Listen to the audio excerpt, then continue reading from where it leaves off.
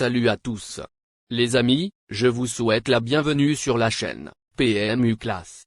Je vous espère très bien portant. Ici ça va. Comme d'habitude on va songer à ceux qui luttent pour la santé, prompt rétablissement à vous. Les amis, on va faire le pronostic quintet de ce mercredi. La caravane du Grand National du Trot s'arrête à Saint-Galmier ce mercredi 16 octobre 2024, ils sont 14 au départ de cette 11e étape du Tour de France des trotteurs, support du Quintet Plus. Chers amis parieurs, les chevaux favoris et plus ou moins incontournables du Quintet du jour. Nous avions eu aussi les avis des entraîneurs, des jockeys, et des spécialistes du PMU pour vous. Donc les amis, prenez note, et faire votre choix à la fin de vidéo. Les détails de leur performance à suivre. En tête de notre sélection quintet, le numéro 12 aura notre préférence. Ce fer de lance d'Ornos Zirmay s'est hissé parmi les meilleurs de sa promotion cette année et vient de laisser une formidable impression dans le prix Mille-Bezières, groupe 3. Il est très mal engagé mais a tout de même l'étoffe d'un vainqueur. Plus d'informations sur son état actuel à l'entraînement avec Ornos Zirmay, entraîneur. Il s'explique. Jazzman, de Bailleul, 12, va découvrir le circuit du GNT. Il doit rendre la distance mais je trouve que cette épreuve représente une belle opportunité pour lui. Il est resté parfait depuis son succès du 24 septembre à Vincennes. Le premier poteau est assez fourni, mais il a sa place sur le podium sans ennui de trafic. On enchaîne avec notre deuxième base solide du quintet de ce mercredi. Numéro 10. Deuxième de l'étape Mancel après une vive lutte avec Hymne du G, cet élève de la famille Abrivard s'est ensuite promené à Vincennes, dans une course européenne de bonne alloi. Très performant corde à droite et capable d'adopter toutes les tactiques, il s'annonce redoutable. On se renseigne davantage avec Jean-Étienne Abrivard, collaborateur de l'entraîneur. Il s'explique. Iguski Sauton, 10, est resté en pleine forme depuis son succès du 19 septembre à Vincennes. Il apprécie les profils à main droite et devrait donc apprécier celui de Saint-Galmier. Son point faible reste le départ et j'espère qu'il pourra avoir toutes ses aises dans les premiers mètres. Si tel est le cas, il a les moyens de jouer un premier rôle. Sa place est dans les 4 premiers. Chers parieurs, la dernière minute du quintet de ce mercredi. Numéro 4. Cet adepte de la course en tête a déjà gagné sur ce parcours et aborde ce rendez-vous en pleine possession de ses moyens. Uniquement présenté pieds nus à bon escient, 7 succès en 12 essais, il monte de catégorie avec des ambitions. Plus de précision avec Jonathan Cook, entraîneur. Il s'explique. Istément, 4, est en pleine possession de ses moyens actuellement. Je n'avais pas en tête cette étape du GNT, car nous étions loin au niveau de gain. Mais la course s'est creusée et nous avons la possibilité de courir à domicile. En dépit d'une opposition très relevée, mon cheval va encore faire son maximum. Nous visons une belle place. Les amis, soyez sympas. Faites ce simple geste encouragement, ça nous donne la force dans la recherche. Je termine la vidéo avec mon champ réduit. Restez jusqu'à la fin de la vidéo pour découvrir mon champ réduit. Les amis, suite de la sélection pour compléter notre ticket. On entame avec notre trouble fête incontournable du quintet de ce mercredi. Numéro 14. Ce rejeton de Sam Bourbon a déjà rendu victorieusement la distance dans une étape du Grand National du Trot, le 27 mars à Marseille-Borelli. Il n'était pas déféré le jour de sa rentrée et devrait cette fois fournir sa meilleure valeur. Podium en vue. Plus d'informations sur sa forme actuelle à l'entraînement avec Guillaume Huguet, entraîneur. Il s'explique. Orestro, 14, a été contrarié par un autre concurrent dans le Grand Prix du Centre et il ne faut pas lui tenir rigueur de cette disqualification. Il est en bonne condition mais je ne l'ai pas poussé dans ses retranchements au travail. Cette épreuve lui fera sans doute le plus grand bien, mais j'en attends tout de même un bon comportement.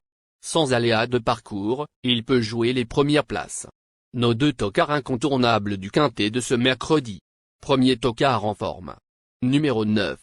Ce trotteur sérieux a bien tenu sa partie lors de ces 2 parcours de remise en jambe et découvre ici un engagement intéressant. Ses cadets lui sont légèrement supérieurs en valeur pure, mais il va encore donner son maximum. Placé potentiel. On écoute Dominique Loqueneux, entraîneur. Il s'explique. Gino Viva, 9, est en parfaite condition physique actuellement, c'est pourquoi j'effectue un aussi long déplacement. Il négocie aisément les virages à main droite et devrait donc se plaire à Saint-Galmier. Je pars confiant et j'espère le voir jouer un bon rôle. Deuxième tocard en forme. Numéro 3. Mise dans du coton par Jean-Philippe Duché, cette fille de Django Riff a gagné près d'une fois sur deux depuis le début de sa carrière. Elle vient de réaliser une véritable démonstration à Toulouse et ralliera logiquement de nombreux suffrages.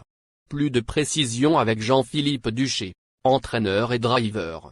Il s'explique. Implora Maozin, 3, tient la grande forme. Elle me semble encore plus dynamique que lors de ses deux courses de remise en route victorieuses. Bien sûr, l'opposition est nettement plus huppée cette fois, mais elle présente l'avantage de bien démarrer. Il est toujours important d'évoluer dans le groupe de tête sur l'hippodrome de Saint-Galmier. Je suis ravi de la voir au départ d'une telle course et j'espère la voir finir dans les 5 premiers. Notre outsider séduisant du quintet de ce mercredi. Numéro 8. Ce fils de bol d'aigle n'a pas été très chanceux dans la 10e du GNT à Cherbourg, 5e, mais a tout de même bien tenu sa partie. Il apprécie les profils corde à droite et se présentera en pleine forme, mais sa marge de manœuvre est réduite. A glissé en fin de combinaison. Plus de précision avec le reporter. Il s'explique.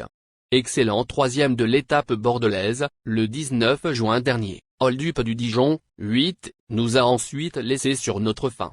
Il n'a pas été chanceux en dernier lieu, mais force est de constater que sa marge de manœuvre est inexistante en pareille société. Il remplirait son contrat en accrochant la 4e place. Notre surprise évidente du quintet de ce mercredi. Numéro 7. Cet excellent sprinter retrouve un anneau corde à droite à son entière convenance et découvre un engagement plutôt favorable. Si le rythme est suffisamment soutenu, il a les moyens d'accrocher la 4e ou 5e place. On écoute Jean-Étienne Abrivard, driver. Il s'explique. J. Borvel, 7, ne doit pas être jugé sur sa disqualification à Ségré, étant donné que l'état de la piste l'a rebuté. Il a bien travaillé et se présentera dans de très bonnes dispositions. Il est théoriquement barré pour le podium et nous allons nous faire discrets, dans l'optique d'accrocher la 4e ou 5e place. Une chose est sûre, il va encore. Chers amis, l'heure du choix. La recherche des meilleures chances du jour. Chers amis parieurs, la leçon du passé, vos vieilles techniques, vos différentes remarques, sont à réviser à l'heure du jour. Le résumé de vos connaissances en PMU, plumes et techniques, sans votre chance, vous donneront une large chance de passer à la caisse. Les improbables du quintet. Le 2, le 11. La sélection quintet du jour. Le 12, le 10, le 14, le 4, le 9, le 3, le 8, le 7.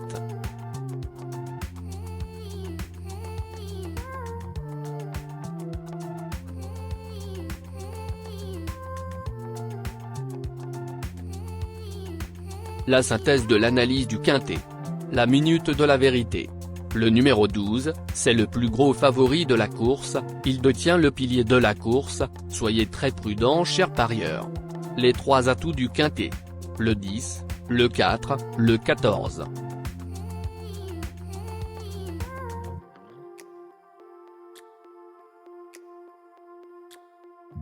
Nos propositions de tickets du jour, chers amis parieurs. Mon champ réduit à 50%. Ticket de base. 14, le 9, le 10, le 4, le 12. Ticket de folie. 12, le 2. Et le 12, le 11. Ticket de couverture. 12, le 4.